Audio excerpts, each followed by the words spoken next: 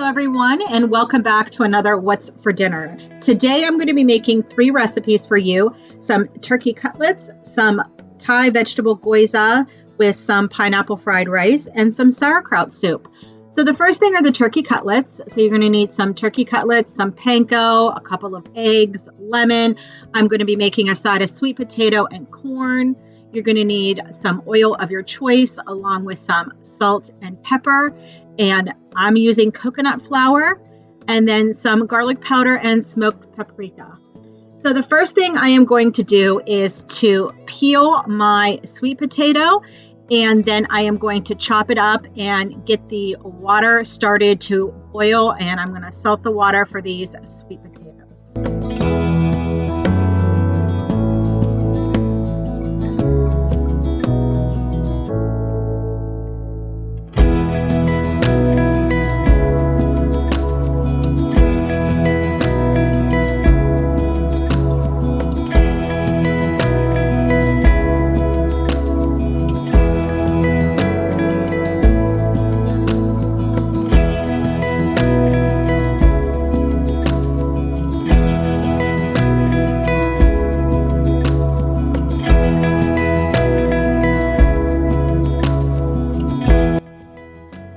Into 2 bowls. In the first bowl, I'm putting the panko breadcrumbs and the seasoning, and I'm actually adding the flour right into there. I know you're supposed to put it in another bowl, but I think it works just fine by combining everything there.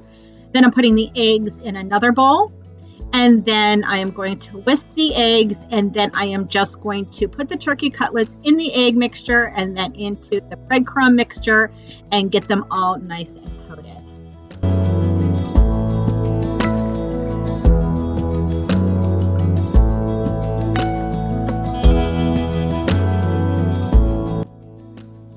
This recipe turned out delicious. I cannot wait for you to see the final product.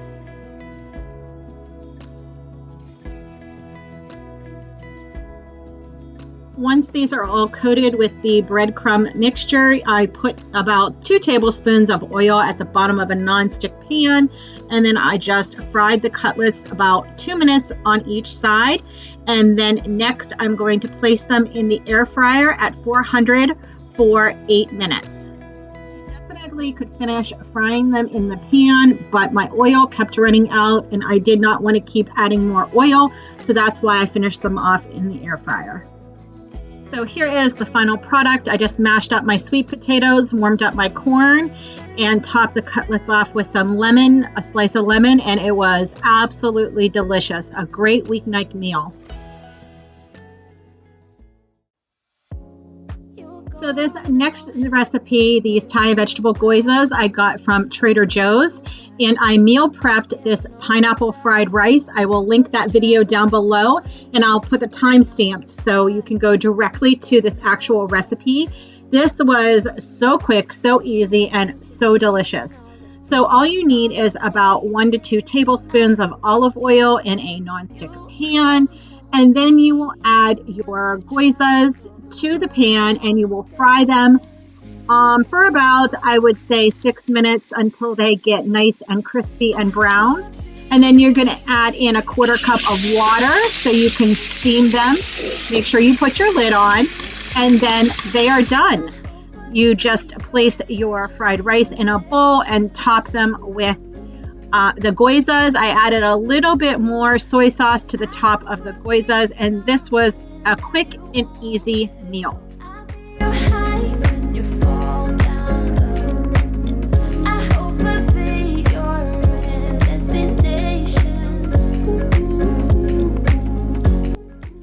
So for today's dinner, I am going to be making, it is a Slovak recipe. I am Slovak, and we make this every Christmas, New Year's. It's supposed to bring good luck throughout the new year. We had it over Christmas and New Year's, but I just love to eat it, so I'm making it again tonight.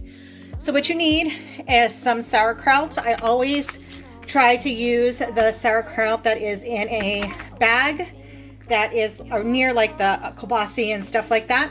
So I have a bag of that, some celery. This is going to be a little, it might sound strange, but this is the way my mother makes it. she puts in a can of tomato sauce, but I don't have tomato sauce. So I'm gonna put a little bit of this pizza sauce in, and instead some pepper, some beef broth, some mushrooms, some onion and garlic. So basically, I'm gonna cook this all up in my slow cooker. So I am going to slice up the mushrooms, slice up the onion, dice it up, chop up the garlic and celery, and you just dump this all into a crock pot and let it simmer for about 4 hours. You're gone now, but you're coming back.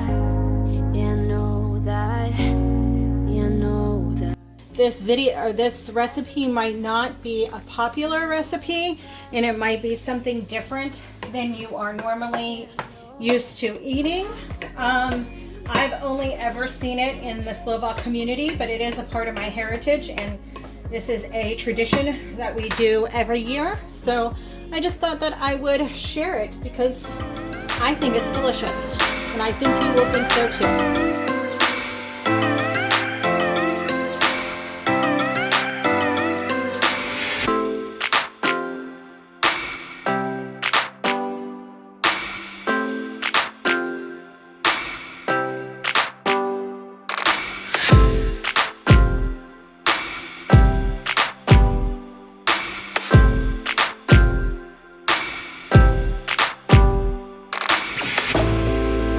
First thing I'm going to do is to oil the bottom of my pan, make sure it gets hot, and then I am going to saute my vegetables for a few minutes.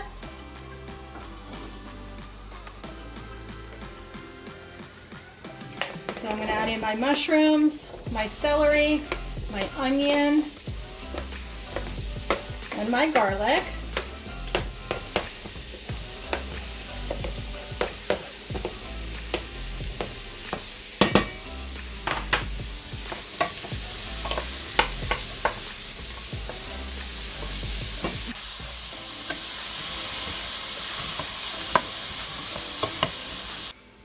So the vegetables have sauteed down.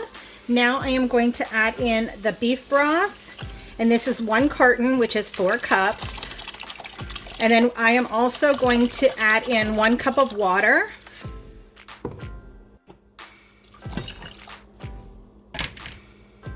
And I'm going to add in a little bit of this pizza sauce, where it would be tomato sauce, and just mix it up like that. I just kind of eyeballed it.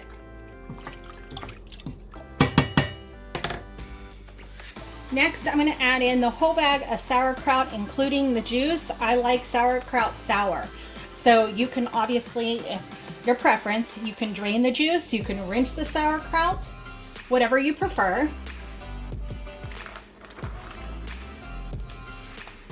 Dump that all in, give it a good mix. And then I'm going to bring it up to a boil. And I'm going to add a little bit of pepper.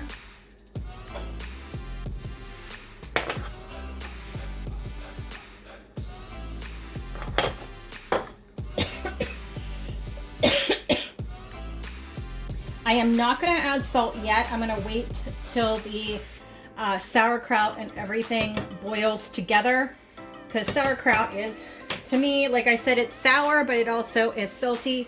So I'm going to wait to add, if there needs to be any salt to it, till after this has boiled. And I'm going to bring it to a boil and then reduce it and let it sit for about 30 minutes as it is simmering. So here is the final product of the sauerkraut soup. It may not look the best. You might want to add some fresh herbs to the top, maybe some parsley to green it up a little bit, but let me tell you, it is delicious.